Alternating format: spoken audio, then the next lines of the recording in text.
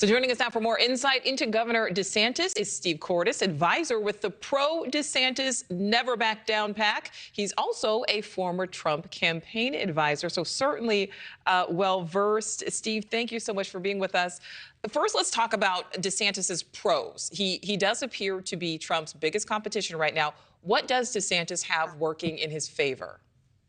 Well, he is the best possible option to both win the general election and to then govern as an incredibly effective, policy-oriented president. And he's shown that as governor of Florida. So I will tell you, Nichole, it was a very big decision, a difficult decision, frankly, for me to switch teams after working for President Trump for most of the last 7 years. And I was honored to work for him. I think he was the right disruptor that we needed in this country in 2016. But looking at the here and now and the future, Ron DeSantis is the next generation. He is a rising star, patriotic populist leader who has had unbelievable success as a chief executive of the state of Florida, who now makes a compelling case for the Republican voters around the country to be the next evolution of America First on the national level. All right, so Steve, I know you are part of this pro-DeSantis PAC, but I'm going to ask you this question anyway.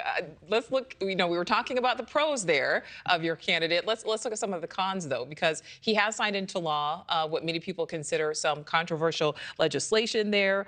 He can be divisive. What is working against him? What are some of his major cons? Because we know for a fact the former president is going to zero in on some of those things.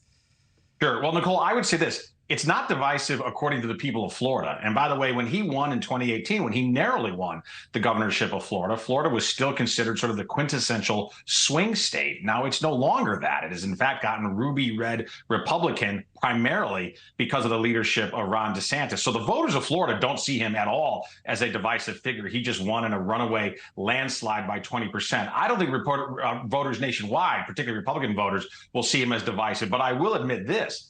I think the ruling class people and organizations in America overwhelmingly rightly fear Ron DeSantis because he is the warrior, the political champion who will counter those powerful interests. Just for example, consider your reporter Kelly correctly pointed out there's both a DNC truck as well as a Trump truck circling around trying to sort of agitate DeSantis's event today. You've seen just in the last few days organizations like the ACLU, Disney, and then Donald Trump and his campaign all come after Ron DeSantis. I think that tells you something when the establishment of both sides, Republican and Democrat, all target Ron DeSantis. I think they correctly see in him a danger to their prerogatives, but somebody who will truly act as the populist champion of the people because he's done it in Florida. Again, it's not something we have to guess about. He's got this record in the state of Florida. So Steve, a lot of the pundits say, the more candidates get into this race, the better the odds for Trump. I mean, and we do seem to see that being reflected in the polling, at least right now, and it's certainly very early.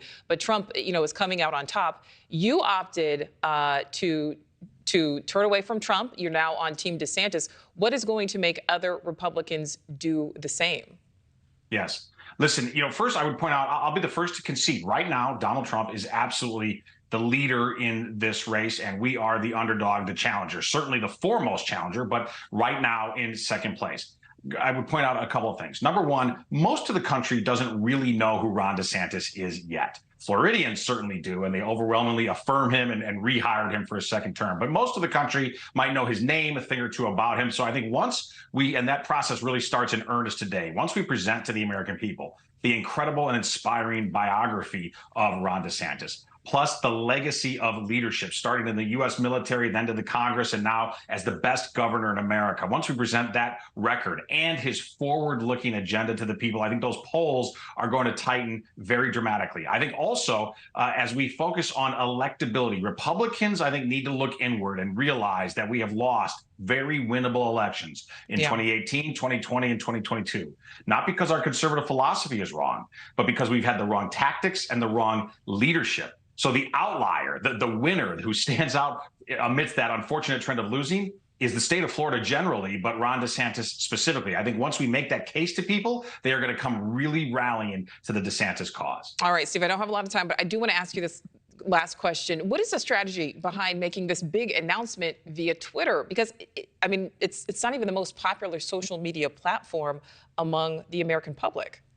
Sure, Nichole, listen, I think it is reflective of a candidate and a leader who's willing to take some risks because it clearly is unorthodox. I think it's also reflective of a new generation that doesn't have to do things the traditional way. And I guess I would also point out that he's going to do it with Elon Musk, somebody who's not necessarily ideologically aligned with him, but somebody who is one of the most consequential and interesting political and business figures in the entire world. So all of this, I think, shows that he's willing to be unorthodox, willing to take some chances. And I think it's going to be an incredibly robust and probably at times contentious conversation because there will be certainly things that they don't agree on. And what I love most of all is that he's willing to go around traditional legacy media and to try to speak far more directly to the American people. Yeah, certainly doing something non-traditional. Steve Cortes, we'll have to have you back. I have a lot more questions for you. Thank you so much for your time. Thank you for watching. Go to newsnationnow.com to find NewsNation on your television provider. And don't forget to click the red subscribe button below to get more of NewsNation's fact-driven, unbiased coverage.